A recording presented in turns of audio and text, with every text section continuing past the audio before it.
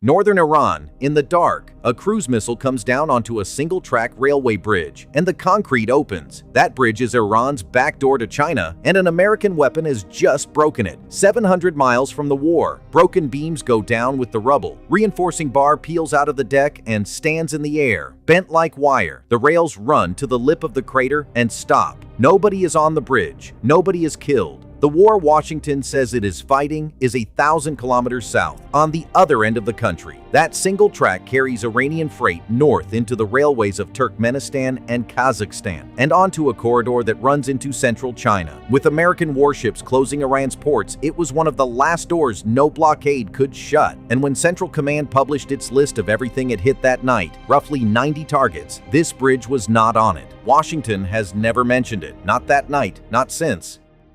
Welcome back to Defense Declassified. In the early hours of the 9th of July, 2026, a cruise missile strike hit a railway bridge outside a farm town called Aq Qala in Golestan province, on the flat ground between the Caspian and the Turkmen border. Iranian state media reported it. The Revolutionary Guard confirmed damage to the line. Reuters matched the bridge, the riverbank, the road, and the fields against satellite imagery, and pinned the date to Iranian broadcasts that morning. The strike is real, and the place is exact. What no government has explained is why a cruise missile costing north of $1 million was spent on one small bridge over a shallow river on the opposite end of Iran from the shooting. For more reconstructions of the war being fought over trade routes instead of battlefields, subscribe.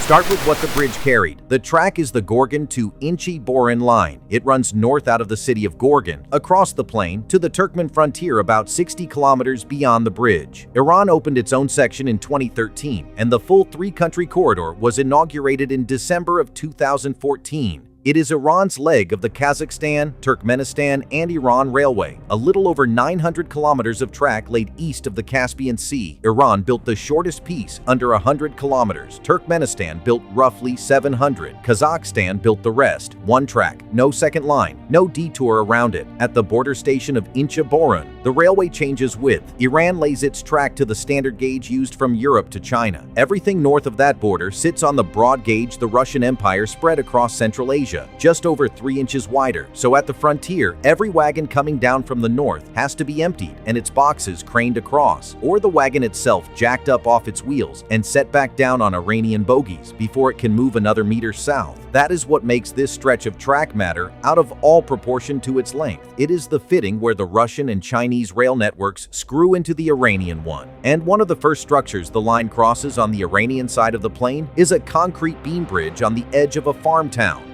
Now, look at what had been running over it. In 2024, a block train left central China with 45 containers for a railhead in Iran's northwest. The following May, a proving run left central China and reached Tehran in 15 days, against something closer to 40 by sea. It is the southern branch of China's Belt and Road, the overland version, and it works. By the end of 2025, about 40 freight trains had made the run from China into Iran. In the 7 years before that, the total was 7. Iran's own Fars News described the route without much decoration. It continues through Turkmenistan and Kazakhstan. It is an important land link to China, and since late 2025, Russia has been using it to ship cargo south.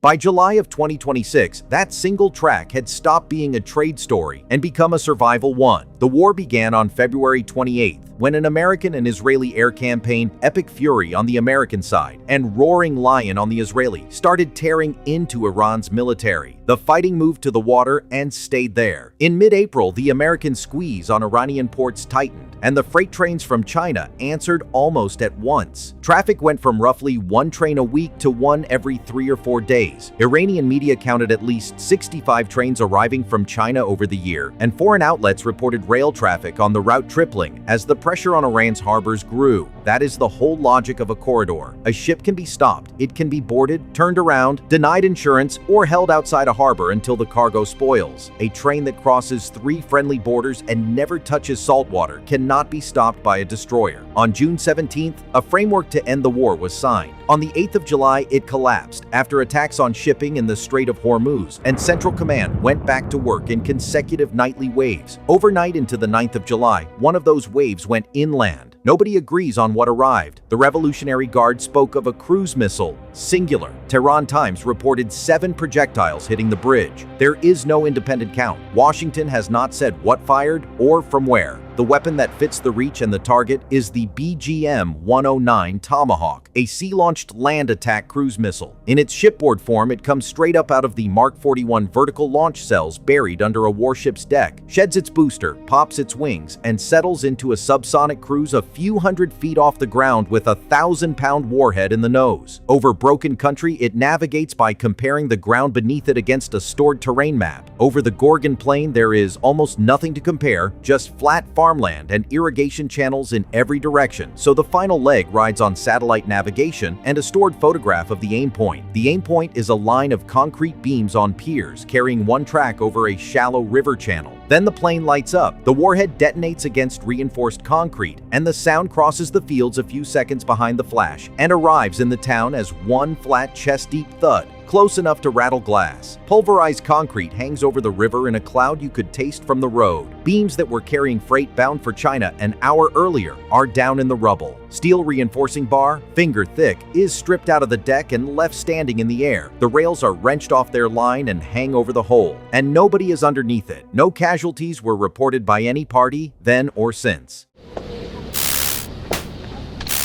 The response tells you as much as the strike. Iran suspended passenger service between Tehran and Mashhad, its busiest long-distance route, and put stranded passengers onto buses. The rail network was hit in more than one place that night. Jabbar Ali Zakari, who runs the Islamic Republic of Iran Railways, announced that engineers had restored one damaged track in under 15 hours. That figure belongs to a break on the Mashhad route, not to this bridge. In Golestan, the provincial governor, Ali Asghar Tamazbi, said reconstruction of the bridge began immediately, that there were no casualties, and that the distribution of goods had not been interrupted. Then Tehran said the line was carrying traffic again inside a day. That is a claim, not a verified fact. The Times of Central Asia noted that the Iranian railway statement being quoted concerned a different route and did not confirm the status of this line. And the claim is the interesting part. Whether or not the trains were actually moving, Iran needed the world to believe they were within 24 hours. That announcement was aimed at Beijing, at Moscow, and at every shipper deciding whether Iranian track was worth the risk. In a war over corridors, confidence is the cargo. Now look at the other silence. Central Command confirmed that on the 9th of July, it had completed another round of strikes against roughly 90 Iranian targets. It listed the categories: air defense, coastal surveillance, missile and drone storage, naval capabilities, military logistics infrastructure. It gave the purpose, degrading Iran's ability to attack commercial shipping in the Strait of Hormuz. It never named the bridge. The only door on that list this bridge could fit through is military logistics infrastructure, and Washington has never walked through it. There is also a hard limit on what the strike could achieve, and the photographs show it. A unitary warhead against a concrete beam bridge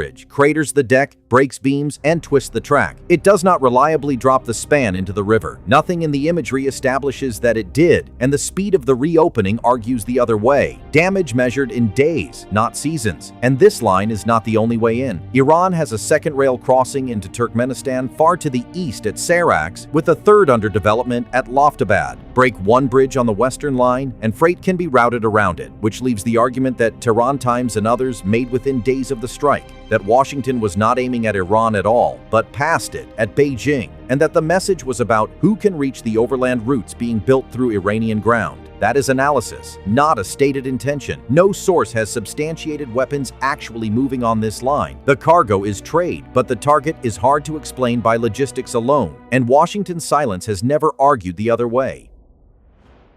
Tonight, Iran says the crater outside Aq Qala is filled, the beams are back, and the trains are running. What has not been repaired is the assumption underneath the whole corridor. For a decade, the pitch for the routes east of the Caspian was that they were beyond the reach of naval power. That is what a land bridge is for. A ship can be blockaded and a strait can be closed, but a container moving by rail through Kazakhstan and Turkmenistan is inside the continent, out of range of anything a fleet can do to it. On the 9th of July, a weapon fired in a campaign about a shipping lane reached 700 miles into that continent and broke a piece of one on a plane a long way from any part of the war, over a river almost nobody outside Golestan can name. Nobody died. The line came back, and a trade map became a target set. 5 days later, on July 14th, Washington reinstated the naval blockade of Iran's ports, shutting the sea door behind the rail one. and the war narrowed to a single question: what could Iran still get in, and what could it not? How that blockade was enforced, ship by ship, and what Tehran tried in order to break it is a story of its own. Next time on Defense Declassified. Until then, stay sharp.